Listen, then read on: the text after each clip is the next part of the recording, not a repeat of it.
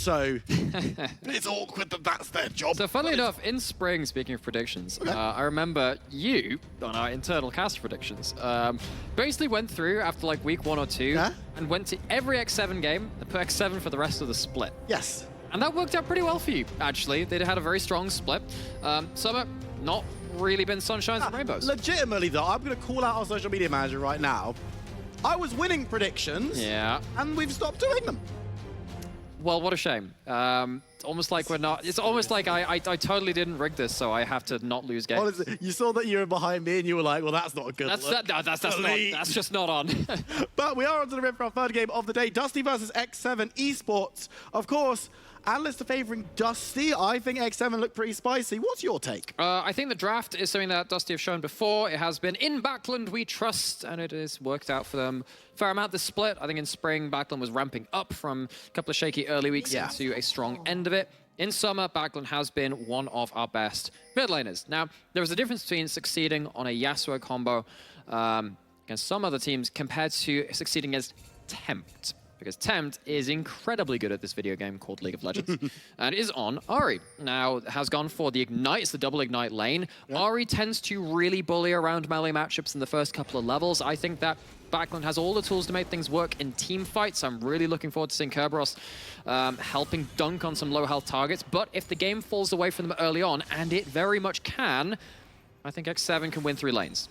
I'm excited to see Kerberos on this Gragas as well for other reasons, because he's a player that we tend to see on these duelist split pushers get around the maps types. And Gragas isn't really that kind of champion. He wants to be in the team fights. He wants to be engaging, disengaging, shaking it all about. It is, you're absolutely right. And Kerberos has typically picked for 1v1 dueling matchups. This is a first strike AP Gragas. We'll throw that out there.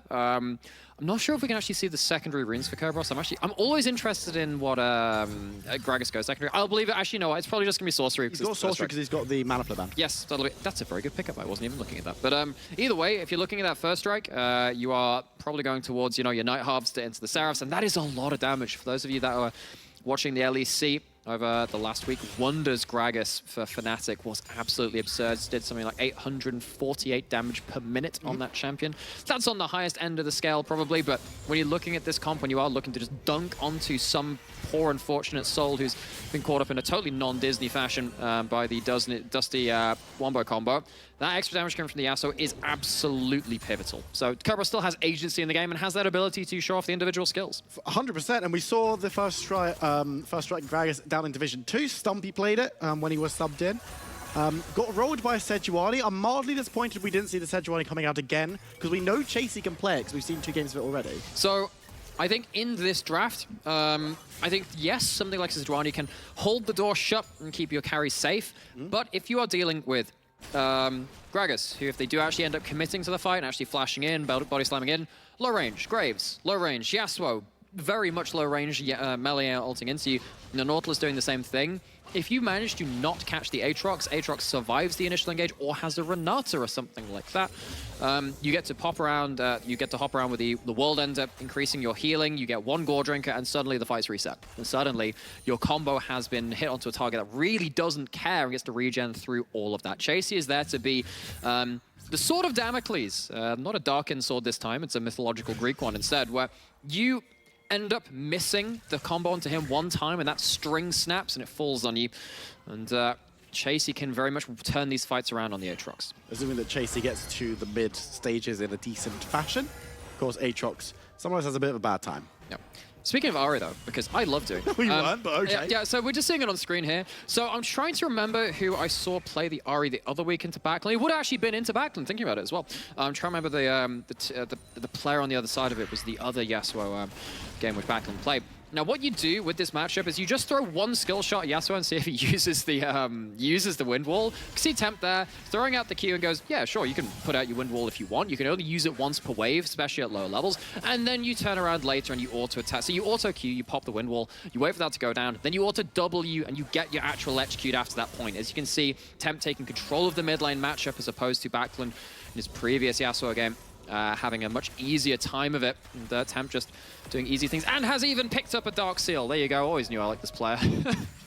You're like, yeah, Tempt, that's a handsome ring you got yourself there. It's like a token for your library later on, should you be so inclined to do some light reading of Magi's. And of How course, does a book build out of a ring? again, it's a library card. It's like a different kind of a library I have card. a library card. Well, now you don't have a library card, but you could have a library ring. That's what I'm saying. It's called a Dark Seal. Yeah, you should look it up. Well, I don't. Shout out to Bladen Library. That's my local library. It's a very specific. What do you mean you don't have soul-stealing literature here? Just go in there and be like, ah, they'll be like, you. What the heck are you doing? Why are you so violent all of a sudden? I just need to fill my book. But given that X7 do want to kind of win through lane in some ways, right? You can see push in mid, and top bot lane is much more sleeper. It's Azeri, he doesn't really want to do much in laning phase. Same with the Seraphine. You are looking for X7 to start increasing the pace of the game and getting your solo laners ahead. So something like a Dark Seal. I've always been a fan of it on Ahri. I think it is the correct item. Magi's is never a miss on an Ahri. All you need is one good fight and it starts paying off for itself. But in this game in particular, given how the comps interact, I would very much support Tempt going for a more snowbally build, because that's what X7 needs. But then it needs to snowball. Yeah, no Nunu picked, sadly. That gets kind of awkward. But in this game, I mean, you have the Lee Sin, you have picked a strong mid-jungle, or otherwise top-side skirmishing battle. Yep. Now actually looking to see because we're getting up to that point where you have to start thinking ahead to Herald, what's going to happen with that. You can see that Tempt. Of course, neither mid laner has a teleport to get towards lane, so those resets are going to become more important. Have to see whether Kasing wants to commit himself to that. So something that JDXL do very, very well is that when they have a Renata and they want to play around Herald, they actually get Renata to soak some XP from mid lane as well as bot lane to get level 6 before that Herald fight. This isn't going to be the case in this game. Kasing started level 4, and it's only a minute until that Herald spawns, so X7 not planning any cheeky shenanigans that way. But X7, if they do want to go towards Herald and use that top lane pressure, we'll still need to have some thoughts about it, like we said. And it's going to be only a minute until that Rift Herald spawns, so interested to see how the teams decide to play around there, if they want to go with your advice or if they want to ignore you entirely. Well, they can ignore me, and I can still be right. That's actually the beauty of being right about things. They can, you can just sit there and be really, really smug about them losing if it ends up that way. Or if they go there, do what you said, and then they'll die. Well, in that case, I can just say they played it wrong. You see, I have plausible deniability. I'm not the one actually clicking the buttons on the Rift. It adds a degree of safety to what I do on my particular role. But we are coming, again, to very close to that Herald spawn, and you see that Tempt has pushed in mid-wave, is heading up towards top side. Kerberos has no teleport, of course has some sustain from Cookies, from Pot, and of course from Gragas passive too, and we are looking like we're heading here. No level 6 on those supports, like I said, no one's trying out shenanigans there, but X7 here and ready to fight. They're prepping the sending members mid. Kasing has wandered up, but so is Sten arriving at the same time. MC putting some damage on the Linkers, but does need to be careful. Pushed away from the anchor and has to flash over the wall. Sten going to be caught out a little bit by Kasing, but not too much damage from the Renata Flask at this time. But Dusty MC doesn't have the flash, has kick, looking for it. Looking for something, but will get caught out by the ultimate. Backlund picks up first blood. What a mess, MC. There's a wind wall, there's a Nautilus. You have full information on this. And again, if X7 wanted to fight for this. This is coming down, but the anchor's going to be used to escape because he's going to handshake him backwards. The damage comes through. Chase secures the kill. Okay, it doesn't even matter that they lose Lee Sin. They just have better champions at this point in the game. Graves is not spiking at this point, and the ultimates were already used. So X7 pick up a freebie after that point. But what a miscommunication, or rather a misjudgment. I mean, maybe it was calculated, but if that's the case, X7 are pretty bad at maths. X7, again, managed to blow that important Nautilus flash. They know that they're out of sorts, but Sten has the hook back up because Nautilus, when you hook a wall, you get that half refund on that dredge line cooldown. He'd used that, of course, when he missed the Lee Sin, hits that wall. So I'm maybe wondering if MC just mistimed it with that, or maybe it was just that misdecision making. Either way, they managed to get themselves a kill after that point, and that's a Dark Seal stack. That's the most important thing you've gained from that for Tempt. That library ring thing, it's starting to gain more value. You're going to lose out on Rift Herald though, so Dusty, while they went even, they got first blood, which is better than not getting first blood, and they got the kill on jungle. Oh, for sure. And they get the Rift Herald, so it's a positive thing for the Icelandic team. X7 maybe looking to do something towards the bot lane, unable to find too much. Yeah, this is a net win for Dusty in terms of overall gains. They get more in terms of the first blood. They get themselves the Herald, which will be, of course, gold kind of set into that future should they use it appropriately. But it is a kill onto Aatrox, and we talked about how important Aatrox is in terms of turnaround damage that X7 have access to if they don't manage to find the correct play after that point. Oh, that's a crash onto Attila. He's going to be able to just walk off. That's fairly lucky. That handshake ends up rooting up stand, and when you are... I'm trying to remember if you can actually cast your hook while you are root. I think you can when you're Morgana bound. I think there are some spells you can cast. Because it's technically not a mobility spell. Now, if you're grounded or something like that, there are some weird interactions with some forms of CC and abilities which conditionally move you across the map. That way, though, you can see that stand didn't have the hook, or at least didn't cast it onto Attila that time. And the mid lane tempted Backlund just going back and forth, throwing some abilities down. Backlund's not actually having a very bad time in this matchup, just trying to keep up in farm, about a wave down, but does, of course, have that kill. Yeah, does have the kill, and this is where things get a little spooky for X7, because now you have a combo with the Yasuo who's not far behind, typically when you are, again, against an Ahri who punishes melee matchups very early on. We can see this into Yone as well, Silas, you name it, lots of champions which can get bullied out level 1, 2, 3. You're expecting to get an advantage, then keep ahead. An early kill, not using your mid lane kill combo with Lee Sin very appropriately to kill that Yasuo. This is all things which now Dusty can now use and say, you didn't keep the Yasuo down. This combo is deadly. Dragon's going to be started up by MC, unfortunately, having to get knocked back by it. It looks like members of Dusty aren't super aware, so I imagine that this one will go down in the direction of X7. Dusty moving members to the mid lane. There's no jungler there just yet, but Linkus is in the wings and does have the Rift Herald. Does have that Rift Herald, and of course that's the promised gold from getting that objective. You'll get it at some point as long as you chuck it down into a lane and make it hit that tower. So they're looking to put that towards that. I suppose it would be more valuable to put it towards that Herald if they can, but Linkus still has it in inventory and hasn't pulled the trigger on that one as we speak. Have to see where it goes next. Do you want to see a picture of a pet? Yes, I'd like that. I like pets. Which one is it?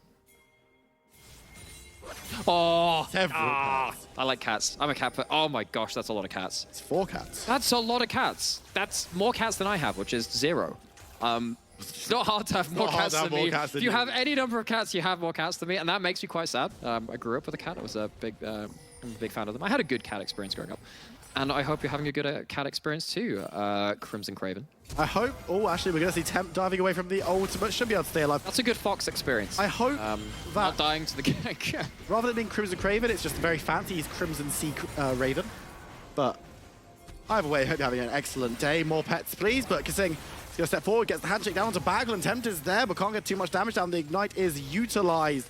But chasing down, trying to get the kill on the side. You can see Chasing moving up, getting towards Linkus, but it's going to be collapsed on by Sten. The ultimate comes on down, and Aatrox is toast. Dusty pick up another as the ultimate lands down onto MC. Seraphine turning up to play, but the Lee Sin wanders off. What an absolute mess. I mean, X7, they know that they want to maybe look for something in the mid lane. They're looking maybe for something on the back lane, but they'd already used the Spirit Rush. They know that the wind wall's still up, so they can't even use the hostile takeover from Kasing. And X7 overcommit with Chasey on that side, and yes, Aatrox will be a threat if they are ahead once they get to a couple of items. They're not at that point yet. They get focused down far too easily, and X7, not for the first time this split, and something that we had thought they'd managed to eradicate, have some serious communication issues and some differing of opinions around that mid lane. That is not heartening to see for X7 fans. It's something that they thought they'd gotten rid of for this split.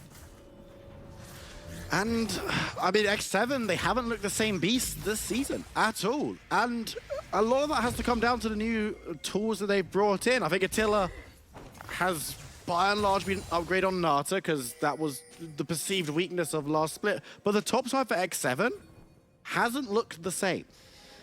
It's so strange because you can change a number of balancing things. I think that Nata was very happy to be left alone a lot of the time in bot lane. Actually was very good on his Jinx Aphelios too. So he had his own bonuses. Someone like Attila in this game really hasn't been in the spotlight though. I think that's obviously right. Yeah, I think that was, you can argue about that all you want. It's not relevant in this game just yet. It has been this top side not really communicating well in a lot of ways. Chasey on an individual level, on a laning level, has been succeeding so far. And you expect that of someone from Challenger's career, this league which has produced so much talent over time, but that mid-jungle has stopped really firing on all cylinders. That top side stopped firing on all cylinders. Once again, they're looking for an MC so close. Getting called out, but won't be this time. And for Dusty, they're just rooting around, looking for plays, trying to get something to work because they know that they have this small advantage. The momentum meter agrees. Our analysts in the green room agree that right now Dusty feel favored. However, it's by no means a massive lead. Less than 1,000 to the good for Dusty right now.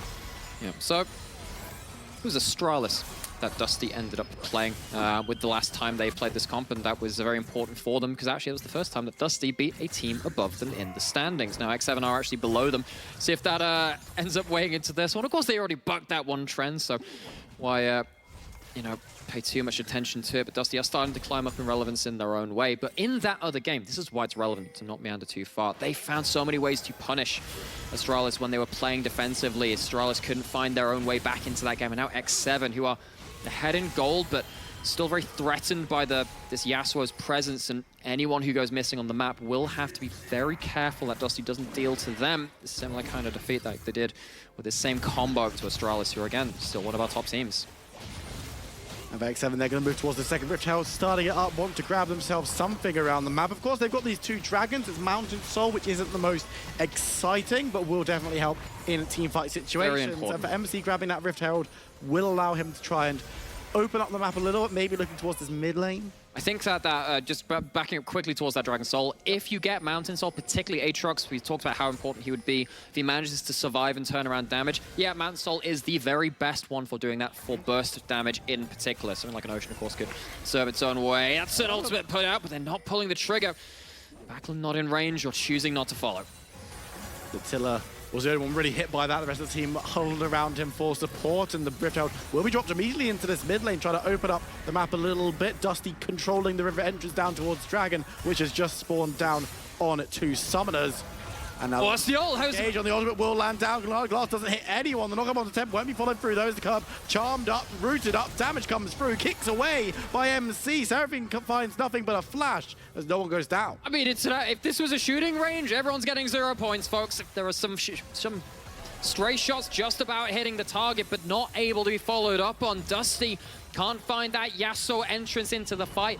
They're trying to play around denying entrance to the river on X7, playing around their vision line, forcing X7 to play through chokes, but both teams very tentative and not able to land the engage.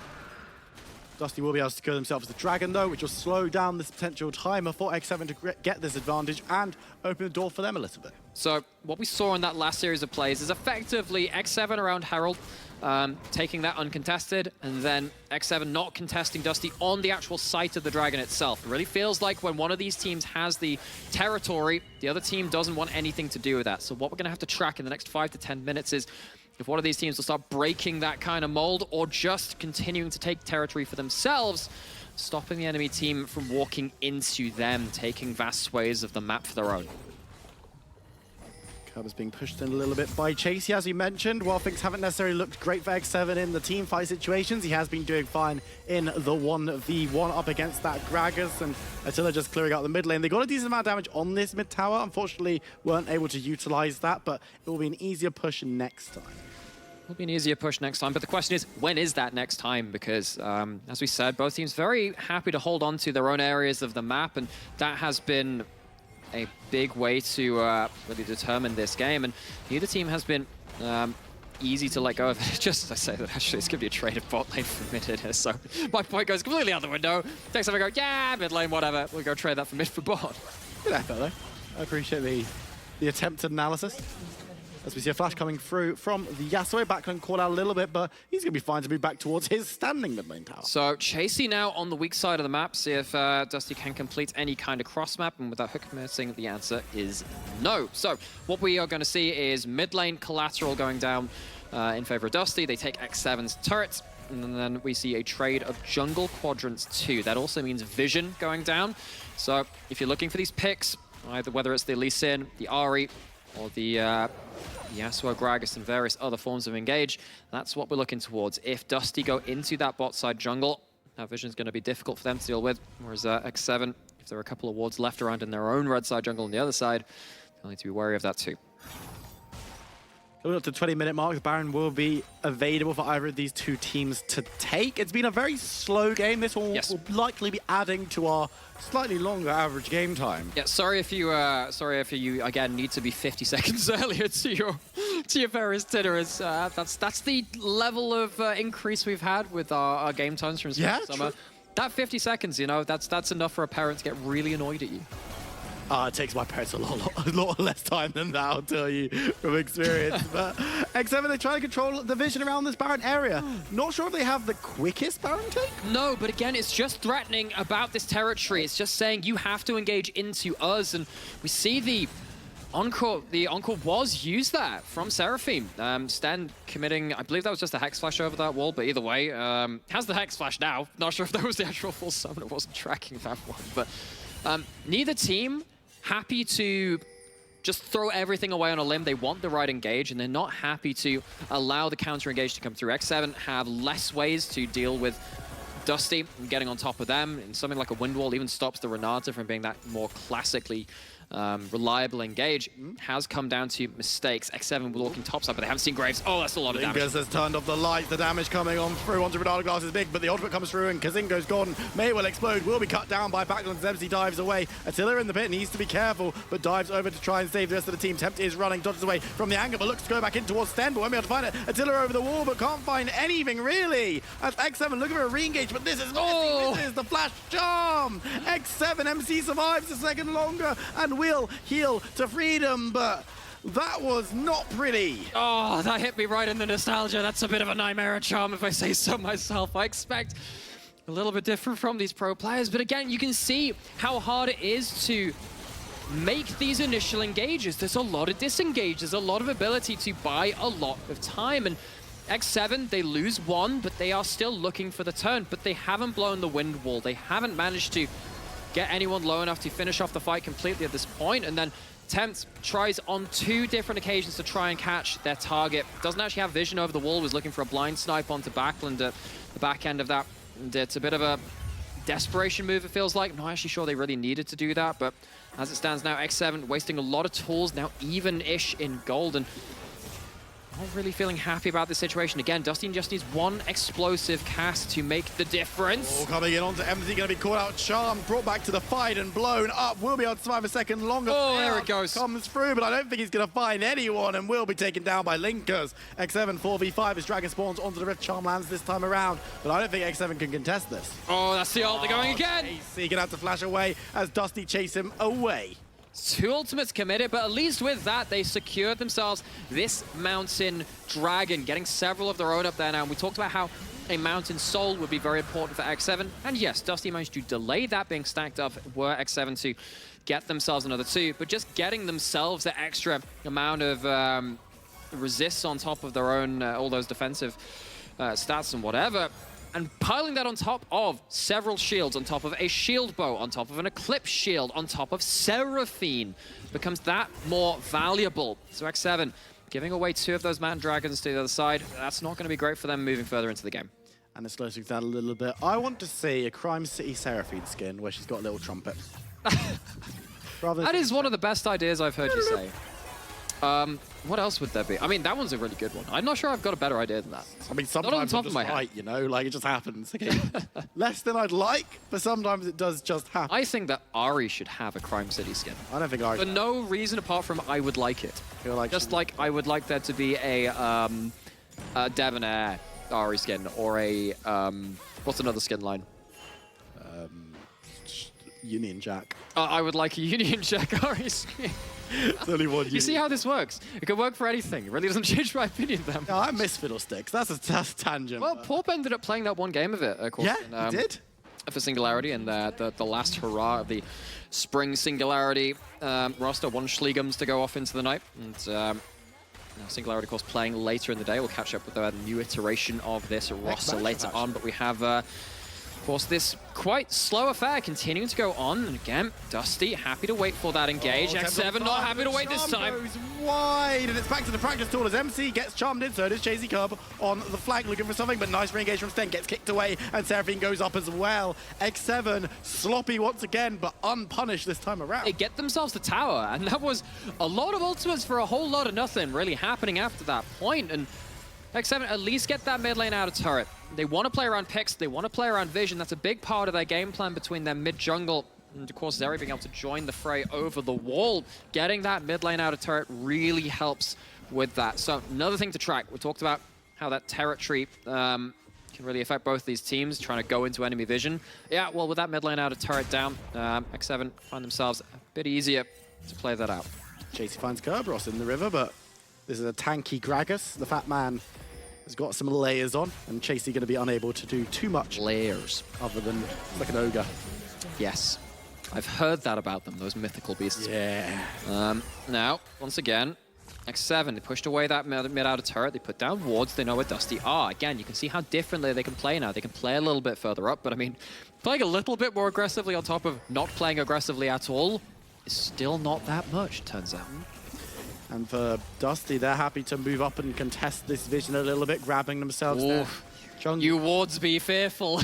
Yeah, they're coming for you. Here be sweepers. Do you reckon there's like an internal like ward society, a community of wards which have survived the Great Vision War? Well, I mean, for me, it's a case of have the minions unionized.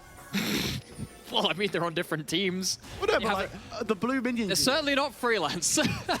I mean, that was when Mordekaiser used to bring Dragon in. Oh my god. That was the freelancer. Who was Yeah, like, I am Mordekaiser's much better brought at my job than in you. an independent contractor to work. Oh my god. No, that's what Belveth does. Oh, yeah, Belveth is the... Oh my god. That's when you're like at school, but That's like what the Void is. We found out what the Void is. You've got like Malzahar, you've got Belveth. It's just independent contractors for minions. This is when you're at school and all the teachers are off sick or something and you get all the substitutes coming in. Wait, hang on. Who are you calling a substitute teacher? The Void Remora. Wait, the Void Remora, a substitute Yeah, because they replace the minions, don't they? That's a whole lot of substitute teachers. Well, I mean, it's a big fluke. What would they teach? Geography? Biology? Well, that's actually probably not a bad point. Speaking on biology, and a little bit... Okay, All right, that's nothing much is happening. So. Yeah, well, we've got a dragon in a minute. We'll talk about that. But did you know that multiple kinds of crustaceans have all evolved independently into crabs? There's a word for it, carcinogenesis. It's evolution saying that you need to be a crab. Crabs are good. They like crabs. So if you're a crustacean out there listening to this broadcast, which I admit is a bit of a slim possibility, you're going to be a crab one day. Sorry to break it to you. I wonder if you've got an NLC pet that's a crab, love to see it. Make sure to send it to us onto Peak form of evolution. At eViper and just send it directly my way. Yep. We only see it on I would also like to be tagged in that. Yeah, just tag any talent. Make sure Duckling's involved, obviously. Just send in See a if bunch we of can crabs. get anyone tagged by a skill shot this time, though. Kerberos is feeling it. He's got himself multiple items now. Of course, that Seraphs and that Night Harvester. Lots of damage, lots of cooldown reduction. Back to the game. Let's see if this engage can finally hit. Casey's looking for it, but nothing's been... No, it can't. MC on the side will catch on to Sten, but Nautilus isn't really the priority target. The Dragon is up, so this can be contested. And if Dusty grab it, they'll feel pretty happy with themselves. But X7 are moving upriver towards the Baron. And, well, X7 don't have a choice, right? Because, as you just talked about, the Nautilus not being the prime target, anyone stood next to the Nautilus can't be a target too. You land that Lee Sin Q, the hook flies at you while you are in flight. Sten can just disengage you. Similar, the Wind Wall does similar to Renata.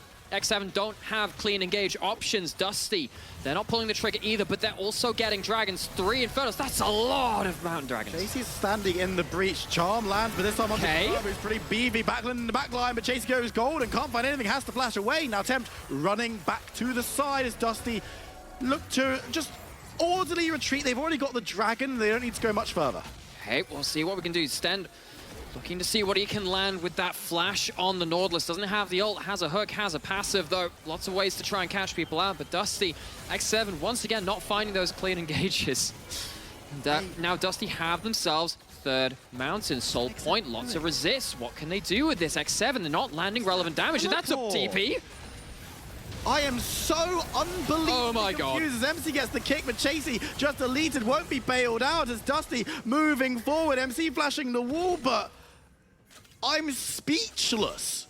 That TP sucked. it was into everyone. Backlund gave himself the luxury that Yasuo so often doesn't have of being able to place the wind wall exactly where he wants it. Chasey, all memes aside, goes way into the back of things, is just not able to turn that fight around. MC goes down, and Dusty, they wait for the mistakes. It's a long time coming to get themselves a game-breaking advantage, but with several kills, with that Mountain Soul on the horizon and a Baron buff to tide them over to the next kind of fight, you have to go back to this fight, because Chasey walks in here and look at that wind wall. Look how disgusting that wind wall is. Renata can do nothing. Zeri can do nothing. No one is there to help, and Dusty clean up the free kill, and once that Aatrox is down, and all of their ultimates on the other side also not really able to be impacted. They're all down, they're all on cooldown. This is a done deal. It's as if they're not communicating, because Attila was mid when that teleport comes in. Even if he's not going to be cut off by a wind wall like it was in the fight, you need your AD carry though. He needs to be in attendance at least. And for a team that just beat, now a couple of games removed now, just beat our undefeated team, JDXL gave them their sole loss of the split so far. This is such a night and day difference, and sadly this is the night to that day, that bright shining light which was the peak of what they could do there. X7 losing to M&M, potentially losing to Dusty. This is starting to be very, very scary. Remember, they are on the cusp of being out of playoffs. Lose enough games, someone sneaks up on you, like a Veneer, like an M&M, like an Ariki. What can they do? Can they stop that eventuality? Forward, diving away, the teamfight needs to happen as X7 tries to make it. So MC looking for a kick, can't fight too much. Charmed up in the middle of the fight and just gets the lead. And Chasey forced to back away. Backlund on the side, catches out Attila, who goes over the wall to safety this time around. But Chasey needs to get a knock up, will be able to do so on the curb, who's also charmed up. Aatrox goes into the bush, but can't hide from Yasuo, who picks up a second. Backlund moves forward, gets the knock up onto Kasing. And Backlund? Forfeit, Attila will be able to shoot out, but it doesn't matter because Yasuo picks up another with Graves' assistance. Dusty press forward. You know what? At this point, I'm wondering, do you just ban out Backlund's Yasuo? It's not the first time we've seen it, but he is putting on yet another clinic. Dusty putting X7 to the sword, and that is held by Backlund. And the inhibitor falls. Dusty now looking towards the first Nexus tower. There is still death time. It's 20 on Chasey, 10 on Kasing, but they will be able to pick up one. It's Stend who gets deleted by Tempt. But I mean, I am so baffled by this X7 roster. It's kind of difficult here, right? Because I'm sure you're listening out there and you're hearing the words X7 a lot, and we are talking about X7 a lot. Yes. On the other side of this, Dusty! My God, this is a team that couldn't beat our top teams, were sat there being a bit of a gatekeeper. And then they beat Astralis, who we just saw put out on a absolute massive game versus Astralis earlier. In the day, well, rather Astralis, blah, blah, blah, whatever. They've beaten one of our top teams. X7, another team which seems to be on the up and up. They are putting them through an absolute clinic. And X7, yeah, they are making so many mistakes, it feels like. They're not communicating effectively. They're behind in this game, but Dusty are really not giving them any chances in this one. I mean, absolutely. Dusty, you gotta play what's in front of you. They waited, they were patient, they were like, there's a mistake coming. The mistake came, they capitalized. They've snowballed horrifically off the back of it. And they don't actually have to commit to so many of their far-flung engages too. If it is a cask, if it is an encore, yeah, it's a little bit different if Nautilus flashes in, which is done a couple of times, but you know what? I applaud that stand. Let's make this a bit more of an active game. But Dusty are so happy to wait. They're not being ill-disciplined. You can see the damage from just single barrel rolls from Kerberos. Talk about him not being on a duelist champion, but having agency in those team fights. He's been having it so far. MC, sadly, not had any agency himself, and 0-4 Lee Sin game, was looking for the flank, but with that ward placed down, should know that that was a Lee Sin ward put down. That's it all! Caught out, taken low, trying to be bailed out, but there's just no way. Sten secures the kill, and now X7 put to the sword once again. Linkers grabbing another, routing members away. Attila goes over the wall. MC, no clue what you think you're doing there, will be deleted once more by Backlund, who, as you mentioned, is having a stellar performance. X7 melt away, and Dusty from Iceland once again will secure a win. And what an awesome team fight. It's an awkward team fight again from X7's side, but Dusty find the engage. They don't take those chances, and the wind wall blocks the Renata ult yet again, and Dusty, with a big old wall of them of their own, slamming it down in front of X7, sending them to an even scoreline of 6-6. Dusty have been sensational in this matchup. They did everything that they needed to do. My problem, and I know we've harped on, is X7 didn't ask them any questions.